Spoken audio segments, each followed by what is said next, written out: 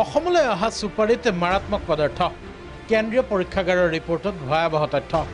কিছুদিন পূৰ্বে জালুকবাৰী আৰক্ষীয়ে জব্দ কৰিছিল 25খনকৈ চুপাৰী ভৰ্তি ট্ৰাক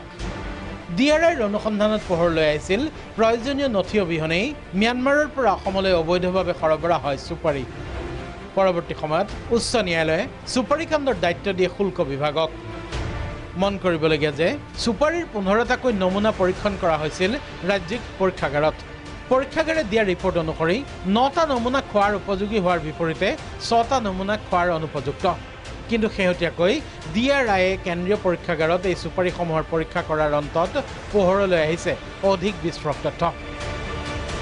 কেন্দ্ৰীয় পৰীক্ষাগাৰত পৰীক্ষণ কৰা হৈছিল 25টাকৈ নমুনা পৰীক্ষণৰ অন্তত 25টা নমুনাতে মাৰাত্মক ভেঁকুৰ থকাৰ প্ৰমাণ ডিআৰআইয়ে দিয়া কোৱাৰেণ্টাইন টেষ্টত প্ৰমাণ হৈছে যে মাৰাত্মক চেপ্ৰফাইটিক ভেঁকুৰৰ উপস্থিতি যাৰ বাবে পৰীক্ষাগাৰৰ প্ৰতিবেদনত উল্লেখ কৰা হৈছে যে শীঘ্ৰেই চুপাৰীসমূহ নষ্ট কৰাৰ প্ৰয়োজন অথবা উচ্চলৈ চুপাৰীসমূহ ঘূৰাই দিয়াৰ প্ৰয়োজন এনেস্থলত ম্যানমাৰৰ চুপাৰীৰে ৰাজ্যৰ বজাৰ ভৰি থকা বিষয়টোত স্বাস্থ্য বিভাগে গুৰুত্ব দিয়াৰ সময় আহি পৰিছে আনহাতে জব্দকৃত চুপাৰীৰ গৰাকীক বিচাৰি আৰক্ষী হাইৰাণ হৈ থকাৰ সময়তে চুপাৰীৰ ট্ৰাক মুকলিৰ আৰ্হিৰে হাইকোৰ্টত আবেদন জব্দকৃত চুপাৰীৰ 26 গৰাকীৰ